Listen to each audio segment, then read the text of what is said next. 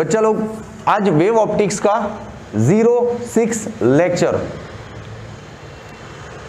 अपना इस चैप्टर के बिगिनिंग में बात हुआ था एकदम क्लियर कि ये जो रिड्यूस सिलेबस है कोविड की वजह से, उसके अकॉर्डिंग 5 बड़े क्वेश्चन है वो हम कर लें तो इस बार बोर्ड के एग्जाम में उन 5 में से ही अपना अटेम्प्ट हो जाएगा। तो उन 5 में से 2 मैंने पहले करवा दिए। कौन से? कंस्ट्रक्टिव और डिस्ट्रक्टिव इंटरफेरेंस की कंडीशंस। फिर दूसरा कल करवाया था पाथ डिफरेंस का फॉर्मूला xd/d। और थर्ड क्वेश्चन आज है, उन 5 में से थर्ड वाला क्वेश्चन आज है। और आज का क्वेश्चन बहुत ही धांसू है, सिर्फ चित्र में से आंसर देने, ड्राइंग में से। क्या है क्वेश्चन देखो, distance between 2 consecutive light fringes और distance between 2 consecutive dark fringes. मतलब 2 लाइट पट्टियां हैं कहीं पे, फ्रिंजेस है, उनके बीच का डिस्टेंस ढूंढो। तो इसके लिए सबसे पहले हमको एक दिमाग में चित्र होना चाहिए कि फ्रिंजेस कहाँ होती है। देखो उनको, देख के पता चलेगा कि अच्छा ये फ्रिंज इधर है, ये वाली इधर है, इतना डिस्टेंस है सर दोनों के बीच में। डिस्टेंस दिखना तो चाहिए चित्र में। तो इसके लिए सबसे पहले क्या जरूरी है, एक धांसू ड्राइंग कि कहाँ होती है लाइट फ्रिंजेस, कहाँ होती है डार्क, दिखे तो सही, फिर उनके बीच का डिस्टेंस भी ढूंढ लाएंगे अपन, है कि नहीं। तो चलो एक प्रॉपर ड्राइंग लेते हैं फ्रिंजेस का। इंटरफेरेंस पैटर्न बोलते हैं उसको। यहां मान लो अपना सोर्स है S1, यहां है सोर्स S2, ये बाइसेक्टर परपेंडिकुलर है और यहां पे क्या है अपना स्क्रीन, ठीक है। यहां से लाइट गया, यहां से लाइट गया, तो ये दोनों जो लाइट वेव जा रहे हैं इधर स्क्रीन पे कुछ ना कुछ डिजाइन बनाते हैं। अपन मान लेते हैं कि यहाँ पे स्टेडी इंटरफेरेंस बन रहा है। कैसा बन रहा है? Steady interference. तो उसका पैटर्न कैसा दिखेगा? तो उसमें लाइट डार्क पट्टियां होती है सिर्फ। कैसी पट्टियां? देखो ये रही, जैसे एक सबसे मिडिल में होती है ये वाली लाइट फ्रिंज, फिर उसके जस्ट ऊपर होगी डार्क, ऐसे अंधेरा होगा पूरा, डार्क फ्रिंज होगी यहाँ पे। फिर उसके जस्ट ऊपर होगी लाइट, फिर उसके जस्ट ऊपर फिर होगी डार्क, और उसके जस्ट ऊपर क्या होगी?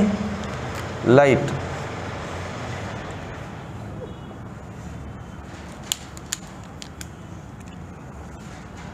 है ना, ऐसा फ्रिंजेस होता है। जितना ऊपर होता है ना उतना ही नीचे भी होता है। ये पट्टी को थोड़ा ज्यादा विड्थ दिखा है ताकि आपको क्लियर दिखे बोर्ड पे, वरना इसको थोड़ा और पतला ड्रॉ करोगे ना तो ड्राइंग अच्छा दिखेगा, लेकिन आपको क्लियर दिखे इसलिए मैंने थोड़ा ज्यादा चौड़ाई कर दी इधर। ये है डार्क पट्टी। फिर उसके बाद वापस आया लाइट, फिर आया डार्क। जितना ऊपर बनी है उतना ही नीचे भी बनेगी। फिर आया लाइट, ओके, ऐसा बनती जाती है पट्टियां, ठीक है। अच्छा ये क्या है ड्राइंग, फिर से एक बार बोल देता हूं। 2 कोहेरेंट सोर्सेज ले लो यहां पे और उनमें से लाइट डालो स्क्रीन पे। तो कोहेरेंट सोर्सेज हैं तो स्क्रीन पे स्टेडी पैटर्न दिखता है, ऐसा लाइट डार्क पट्टियां दिखती है हमको, इसको बोलते हैं स्टेडी इंटरफेरेंस।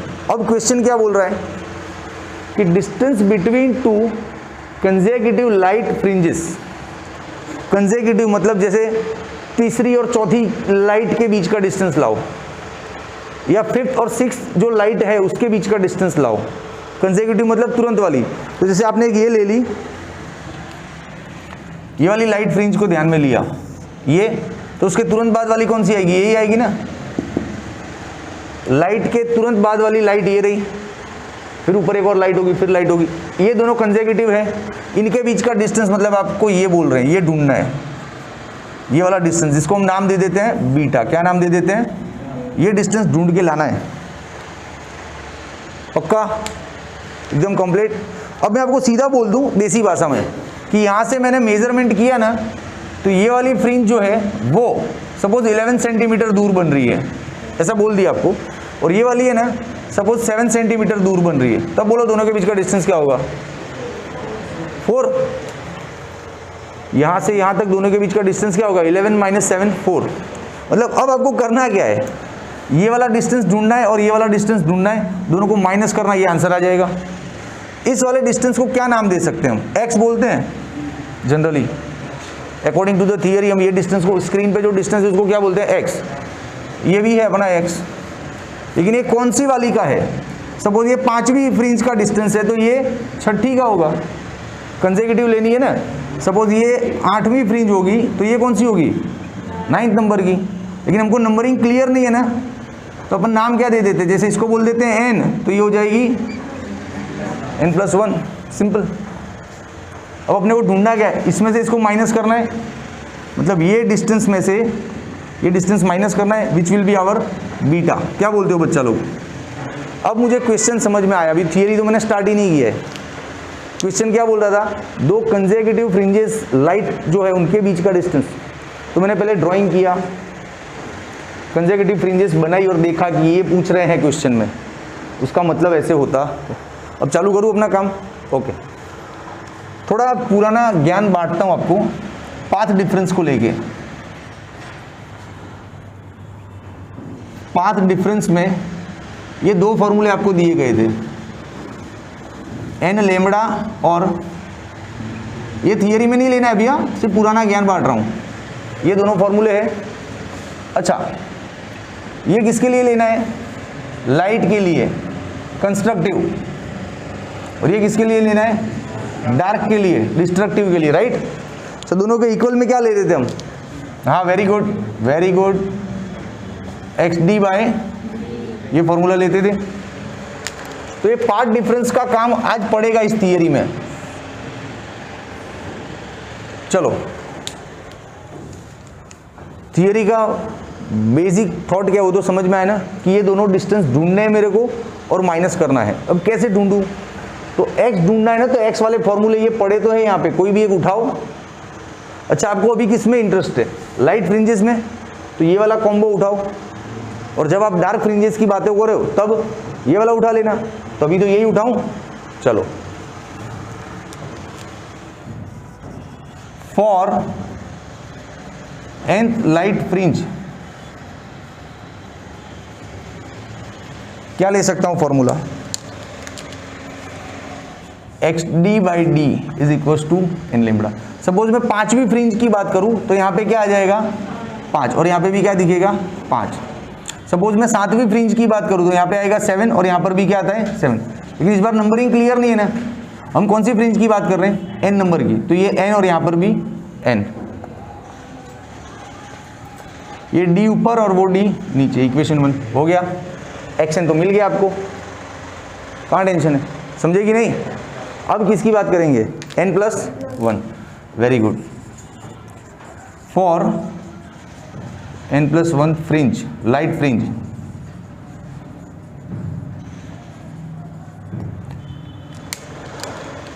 फॉर्मूला तो वही उठाना है, लाइट फ्रिंज की बात है, मतलब यही फॉर्मूला उठाना है, XD by D is equal to n lambda. यहाँ पर n+1 है तो ये भी हो गया अपना n+1, और ये x कौन सा वाला है, n+1। क्लियर, अब इसको सब्जेक्ट बना दो,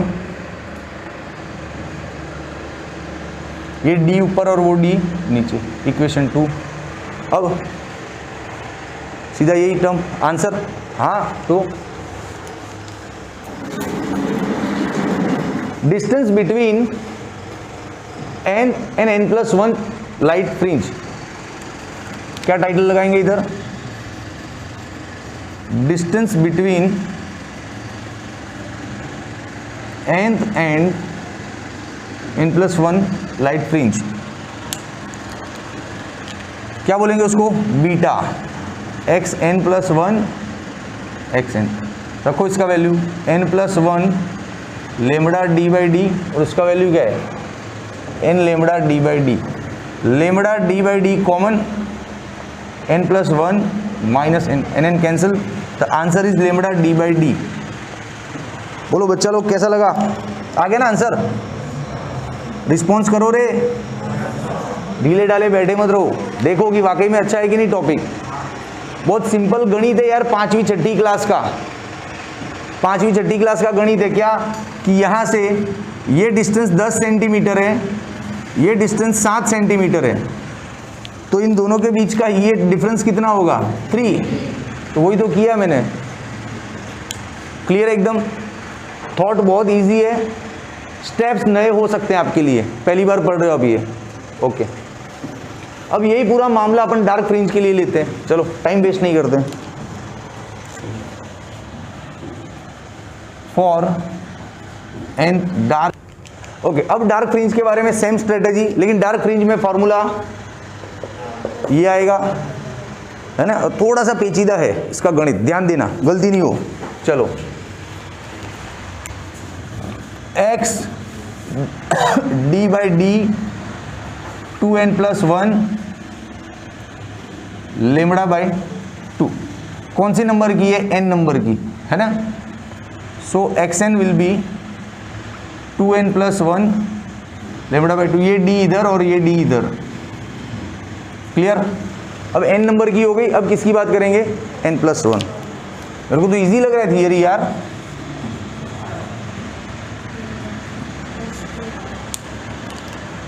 उठाओ यही फॉर्मूला, xd बाई डी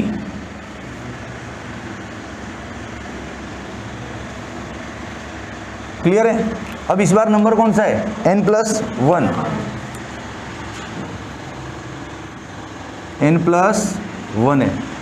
समझा, यहाँ पे गलती हो सकता है बच्चे का, इसलिए थोड़ा रेड से किया। और ये कौन सा है, n+, बोलो क्लियर है। सपोज 5वें नंबर की होती, 5वें नंबर की फ्रिंज की बात करता, तो इस n की जगह क्या लिखता मैं, 5। 7वें नंबर की होती तो क्या लिखता, 7। लेकिन इस बार कौन से नंबर की, n+1 नंबर की है, तो इसको पूरा हटा के इसकी जगह n+1 डालने का ना। और ये 1 तो अलग से पड़ा ही है, समझो, ये मैथमेटिकल कंफ्यूजन नहीं होना चाहिए आपको बिल्कुल भी, बच्चा यही गलती करता है। ओके, इसको अंदर मल्टीप्लाई कर दो, 2n+2+1 लेमड़ा बाई 2, ये d उधर ये d इधर, इक्वेशन 4। अब क्या करना है, माइनस करना है, सिर्फ लगा दो। डिस्टेंस बिटवीन टिंग टिंग टिंग टिंग टिंग beta is equal to xn+1 minus xn।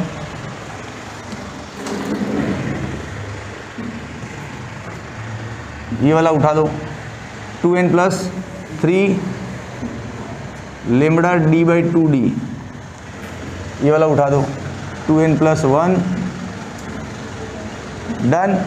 Okay, lambda d by 2d common क्या रहेगा अंदर, 2n+3 minus 2n minus 1 lambda d by 2d, 2n गया, 3 1 2 2 2 गया। अरे बाप रे, क्या है आंसर, थोड़ा जोर से बोलो, कैसा है आंसर, हाँ सेम आया। तो काहे फिर इतना मेहनत की है क्योंकि पहले पता नहीं था ना कि सेम आएगा, करने के बाद पता चलता है ना सेम आया, समझा कि नहीं। तो ये दोनों आंसर सेम आए, इसका मतलब बहुत धांसू है। अब यहाँ पे आपको कुछ ज्ञान बांट रहा हूँ धांसू लेवल का। एमसीक्यू और वीएसक्यू के लिए specially NEET JEE competitive exams में इस बॉक्स में से कुछ ना कुछ हाई थिंकिंग वाला एमसीक्यू बनेगा इस बॉक्स में से। चलो क्या है एमसीक्यू, देखो आपने देखा दो कंसेक्यूटिव लाइट फ्रिंजेस हो या दो कंसेक्यूटिव डार्क फ्रिंजेस हो, उनके बीच का डिस्टेंस होता है lambda D by D, lambda D by D, right. ये कैपिटल डी क्या है, स्क्रीन कितना दूर है, ये स्मॉल डी क्या है। अच्छा कैमरा मैन यहाँ पे दिख रहा है, थोड़ा इधर ले लो कैमरा, कोई इशू नहीं है, ये ड्राइंग दिखना चाहिए। अब ध्यान से समझना, ये स्क्रीन का डिस्टेंस क्या है, कैपिटल डी, जो मीटर की रेंज में होता है।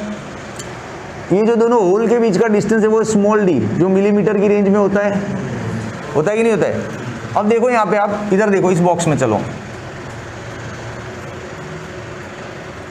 Beta is directly proportional to the lambda, बना एक relation, beta is directly proportional to the distance of screen, beta is direct inversely proportional to the width of slit, width of slit, slit का width, done. यहां से भैया धांसू ज्ञान है। अब ये बात समझे यंग के और सबके एक्सपेरिमेंट में कि स्क्रीन को इतना दूर रखा।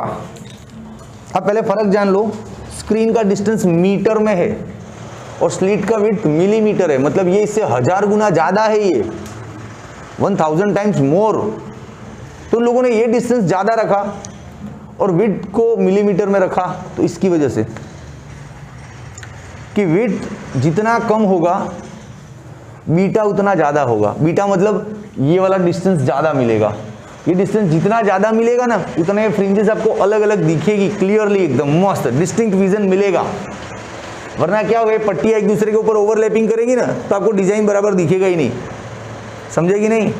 तो एकदम क्लियर विजन के लिए ये डिस्टेंस बड़ा होना चाहिए, पट्टियां बड़ी बड़ी दिखनी चाहिए, और ये डिस्टेंस बड़ा होने के लिए स्लिट का विड्थ कम होना चाहिए, इसलिए स्लिट को मिलीमीटर में रखते हैं, समझा।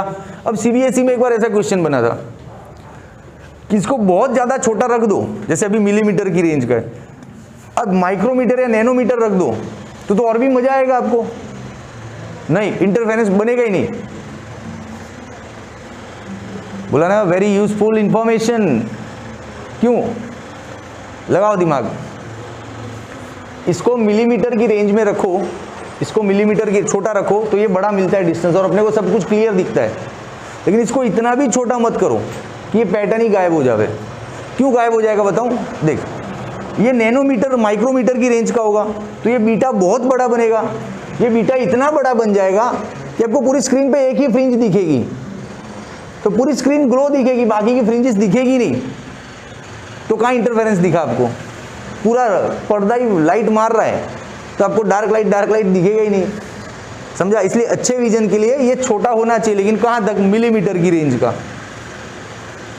उससे और छोटा करोगे तो बीटा इतना बड़ा हो जाएगा ये गैप कि पूरा एक ही फ्रिंज में आपका स्क्रीन भर जाएगा, तो बाकी की फ्रिंज दिखेगी नहीं, तो हमको पूरी स्किन ही ग्लो दिखेगी, screen not skin I am talking, clear.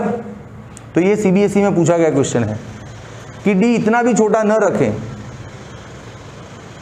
कि गायब हो जाए, क्या वजह है, तो ये वजह थी कि डी बहुत छोटा रखने से बीटा बहुत ज़्यादा बड़ा हो जाएगा, तो ये इतना बड़ा बन जाएगा एक ही पट्टी कि दूसरा ऊपर नीचे का लाइट डार्क आपको दिखेगा ही नहीं।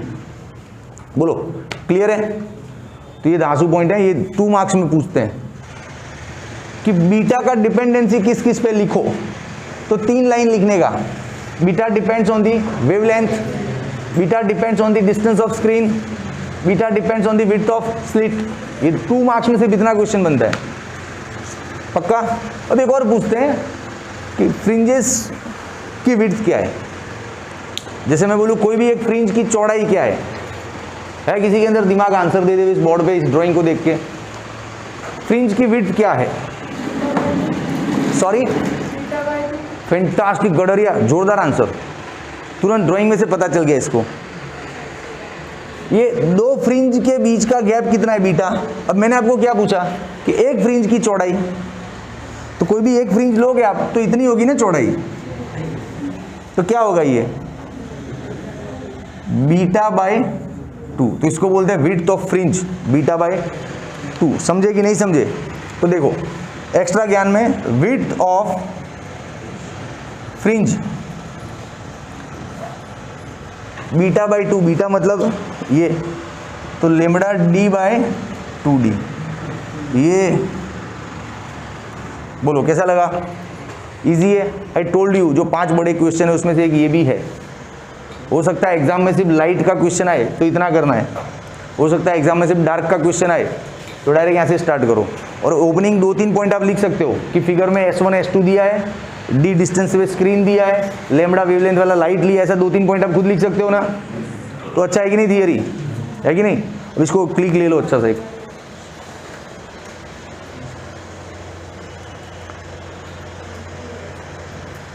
पोज किया,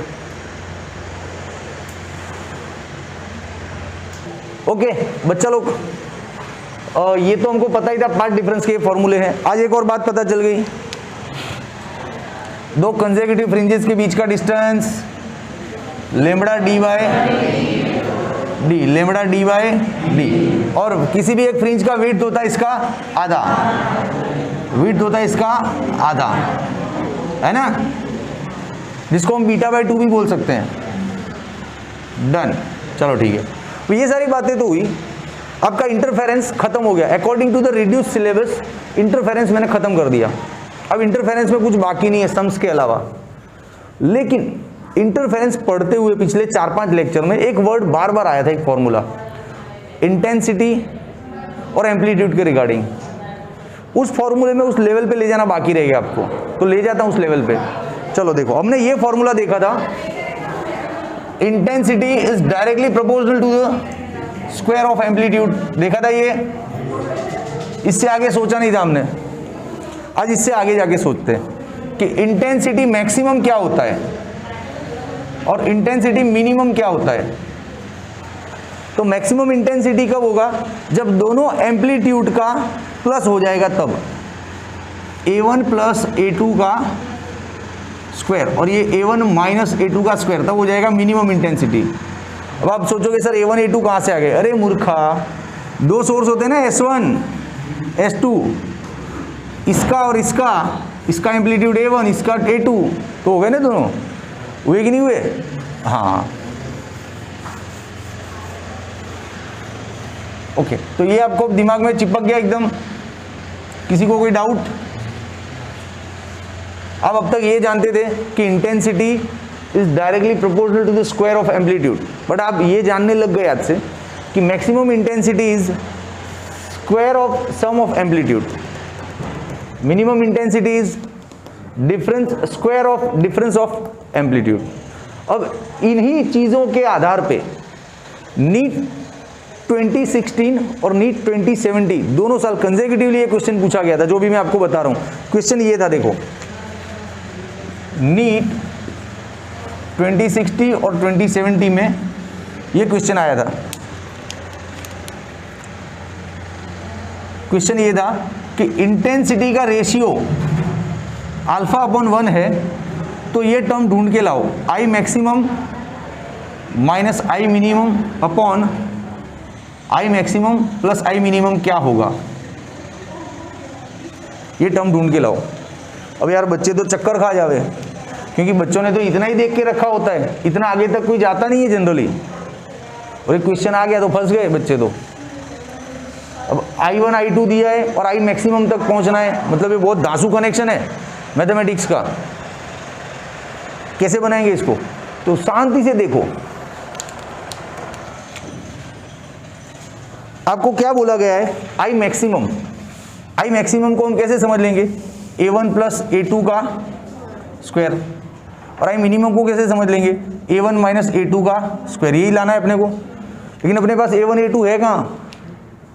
क्वेश्चन में तो I1 I2 दिए हैं, तो कर सकते हैं ना, I से A पर जा सकते, ये रहा ना पहला लॉ, है कि नहीं? इस I1 की जगह A1 स्क्वायर और I2 की जगह A2 स्क्वायर, ऐसा नहीं ले सकता? इस पर से ये स्टेप नहीं जा सकते हम सीधा मैथमेटिकली, है कि नहीं? अब ये स्क्वायर को हटाओ, तो यहाँ पे हो गया रूट, हो गया कि नहीं? अब ये तो आ गया A1 A2 तो आ गया, लेकिन A1 plus A2 A1 minus A2 कैसे बनाएंगे? Compo, very good superb, compo dividendo, compo dividendo वही था ना। तो यहाँ पे कॉम्पो डिविडेंडो करेंगे तो नीचे वाले को ऊपर ले जाके प्लस कर दो और इधर माइनस कर दो, तो इधर अल्फा प्लस 1 अल्फा माइनस 1। बोलो कैसा लगा? रेडी? ओके, अब आगे बढ़ते हैं थोड़ा। Yes, any doubt? Okay, A1 plus A2 A1 minus A2 root alpha plus 1 root alpha minus 1। अब दोनों साइड स्क्वायर कर दो, इधर किया स्क्वायर तो इधर भी करना पड़ेगा, किया स्क्वायर। अच्छा, अब ये क्या दिख गया अपने को? आई मैक्सिमम दिख गया कि नहीं? हाँ, तो ये बन गया अपना आई मैक्सिमम, और ये क्या बन गया? वेरी गुड, बोलो आया पकड़ में। अब ये सम अपनी रेंज में आ गया, अब अपने को मजा आएगा इसमें। थोड़ा इनिशियल थोड़ा टफ लगा, नया लगा कुछ, है ना? अब इसका स्क्वायर करो। ओ भाई, ये स्क्वायर करना आता है? अच्छा, मैं भूल जाता हूँ कि अब 12वीं में हो, सिखा देता हूँ। फर्स्ट टर्म का स्क्वायर, लास्ट टर्म का स्क्वायर, बीच में इन सब का मल्टीप्लाई। पानी लाओ साथ में, डूब नहीं मरोगे? चलो ठीक है। अब यहाँ तक तो पहुँच गए I maximum upon I minimum, लेकिन इनको क्या चाहिए आंसर में, ये वाला चाहिए। तो क्या बोल रही है, क्या चाहते हैं ये लोग? वेरी गुड, क्या बच्चे मिले, क्या ऑडियंस मिली। फिर से डिविडेंडो कॉम्बो, ऊपर माइनस चाहिए ना, तो यही वाला ट्रिक फिर से करना है, ठीक है।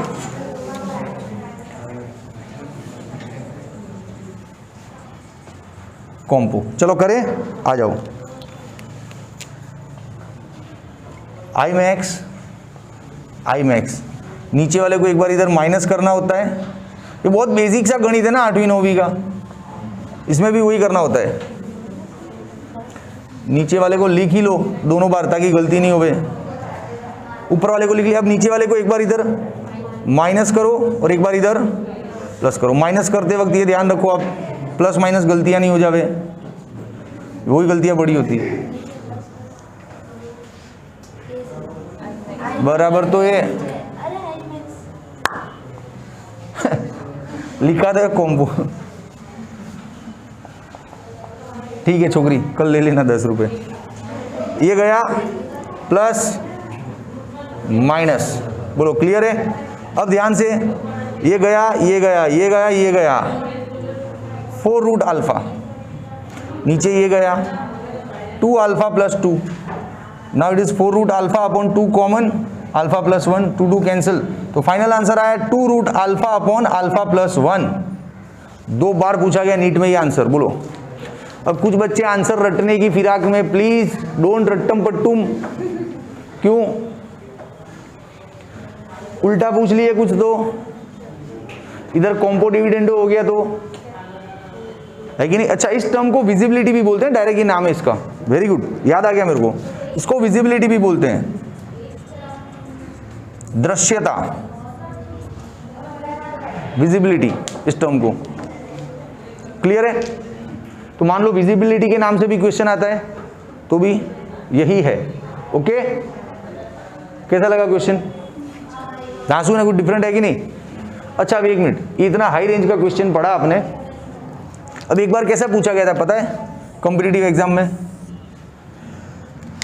इंटेंसिटी का रेशियो दे दिया 25/1 और बोला एम्पलीट्यूड का रेशियो लाओ। ओए होए, वेरी गुड ऑडियंस, यस 5/1, सीधा आंसर। क्यों? क्योंकि इसकी जगह अपन को क्या लेना है, a1 स्क्वायर a2 स्क्वायर 25/1। अब ये स्क्वायर हटाओ, आंसर। लेकिन इतना बच्चे जैसा क्वेश्चन भी आपके दिमाग के ऊपर से जा सकता है, क्योंकि इसकी आपको प्रैक्टिस नहीं है, तो है बच्चे जैसा क्वेश्चन, लेकिन दिमाग के ऊपर से जा सकता है, प्रैक्टिस नहीं है तो। आपने कैसे 5/1 तुरंत आंसर दे दिया अभी के अभी, विद इन सेकेंड्स, क्योंकि आपने इतना हाई लेवल सम को प्रैक्टिस कर लिया है। तो अब ऐसे छोटे बच्चे जैसे आपको मुफ्त में मिलेंगे एग्जाम में, समझा? तो आप चाहते हो कि इंटेंसिटी और एम्पलीट्यूड के रिगार्डिंग कुछ भी पूछते हैं एग्जाम में और आप उसको अटेम्प्ट करना चाहते हो, तो उसमें हाईएस्ट लेवल ये है आपके लिए। इसको प्रॉपर 5-7 बार प्रैक्टिस करो घर पे, अपना डिसीजन मेकिंग स्ट्रांग बनाओ, जजमेंट स्ट्रांग बनाओ कि कब कॉम्बो करना है, कब डिविडेंडो करना है, कब a1 + a2 करना है, कब आई मैक्स करना है। प्रैक्टिस करने से आएगा डिसीजन मेकिंग, तो फिर आपको ये सब कुछ लाइक अ टॉय, रमकड़े जैसा लगेगा, है ना। तो I told you in the beginning of the lecture कि आज के लेक्चर में कंटेंट बहुत ज़्यादा लेके जाओगे आप, को ऐसा नहीं लगेगा कि 1 घंटा बैठे और इतना सा पढ़ के चले गए, क्योंकि इससे पहले वाला भी धांसू पढ़ा था अपन ने, बीटा। ओके, तो मेरे हिसाब से लेक्चर डन हो गया आपका। स्कूल स्क्रीन ले लो। एक और क्वेश्चन याद आ रहा है, वो भी कॉम्पिटिटिव एग्जाम में पूछा गया था, सिंपल सा है, बहुत सिंपल सा क्वेश्चन है, इस रेंज में ले लेता हूँ, फिर लेक्चर को ख़त्म करता हूँ। क्वेश्चन में ये था कि used wavelength is 5000 angstrom, in that case width of fringe is 0.1 millimetre. मतलब जो लाइट का वेवलेंथ लिया है वो वेवलेंथ क्या है, 5000 एंगस्ट्रॉम। तो जो फ्रिंज का विड्थ है, विड्थ कितना दिया है, 0.1 मिलीमीटर। डन। फ्रिंज का विड्थ मतलब β/2 ही होगा ना।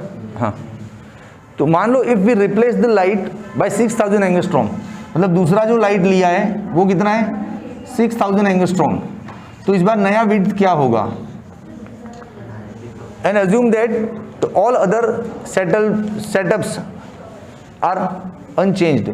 जैसे स्क्रीन का डिस्टेंस है कैपिटल D, उसको नहीं बदला गया, स्मॉल डी को नहीं बदला गया, सिर्फ वेवलेंथ चेंज किया है। तो कॉमन सेंस की बात है, ये क्वेश्चन क्या कुछ दम है इसमें? यहां से रिलेशन उठाओ, विड्थ और लेमड़ा का डायरेक्टली प्रोपोर्शनल है ना, width directly proportional to the lambda, क्योंकि डी सब कांस्टेंट है।